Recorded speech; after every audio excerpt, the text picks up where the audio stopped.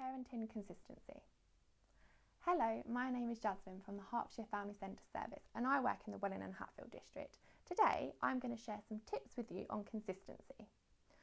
Consistency can be challenging at the best of times and we're probably spending a lot more time with our children at the moment as we're at home a lot more. So our patience might have dropped a little bit and we might be having some wobbly days, but that's okay. Tomorrow's a new day and there's no such thing as a perfect parent. We can start again tomorrow. So, what do we mean by consistency? Consistency is so important for children, so we need to do as we say and follow that through as much as possible. If, for example, I was going to say to the children that if they've not tidied up their toys before dinner time, then they won't be able to play on their iPad after dinner or have some screen time after dinner.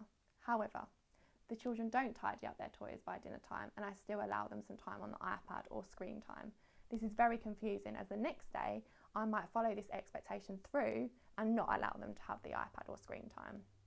It's also important that we don't undermine other parents or caregivers that are caring for our children. So this means generally keeping the same approach as much as possible. This can be really challenging at times as people have different approaches to parenting, but it's really important that for our children we try and keep the expectations roughly the same as well as our reactions to that. It's also important to be aware of what your expectations are for the wanted behaviour as well as the unwanted behaviour, and again try and keep this as the same approach for who's caring for your children. It's important that you know what's expected for your children as then they will know. How does consistency help our children? It helps them to become independent, promote their confidence and also help them feel safe and secure. Children need boundaries and children need limits, so if we're consistent with them, this promotes them to feel safe and secure. When we're being consistent, it also allows our children to know what to expect from us and our reactions to that. So when our children act out, we need to react to that in the same way. There'll be different ways we react depending if the children are in danger or whether we're reacting to them displaying some challenging behaviours. Children will push the boundaries and that is in line with their development, but they need to know that our expectations are going to be the same so that then they react generally the same. Obviously there'll be days when they push their behaviours a little bit more and they'll push their boundaries, but that's okay. We just need to try and work with that as much as possible. Children like limits, so keep them. Keep the limits, keep the boundaries and be consistent as much as possible. This will be difficult at times and that's okay, and we'll have times where we're not as consistent as we want to be, and that's okay. We just need to start again tomorrow and try and be as consistent as possible. So, how can we be consistent as much as possible? We need to try and focus on the priority behaviours.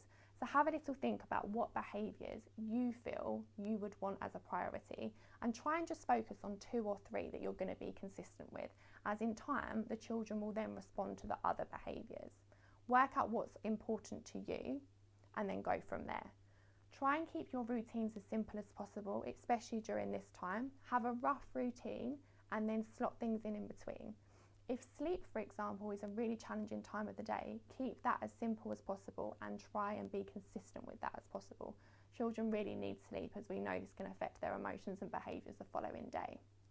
Involve the children in knowing what's expected and not expected of them. You could link this into doing your family rules and expectations and draw it all out together. Know why you're doing it. Does it matter to you? Is what you're putting in place matter to you? And does it matter to the children? Try and keep that in mind when you're doing it. If it matters to you, keep going with it. If it doesn't matter to you, do you need to keep going with it? Just have a little think and be mindful of that. So, some top tips. Involve the children. Be calm and consistent as much as possible. Focus on your priority behaviours. Talk to the children about what's expected and not expected of them. And try and follow it through as much as possible. That's it from me today. Please share any of your consistency tips, as I know this is really challenging at times. If you would like any more advice or support in this area, please contact us on 0300 123 75 72. Thank you, and don't forget to register with us. Bye.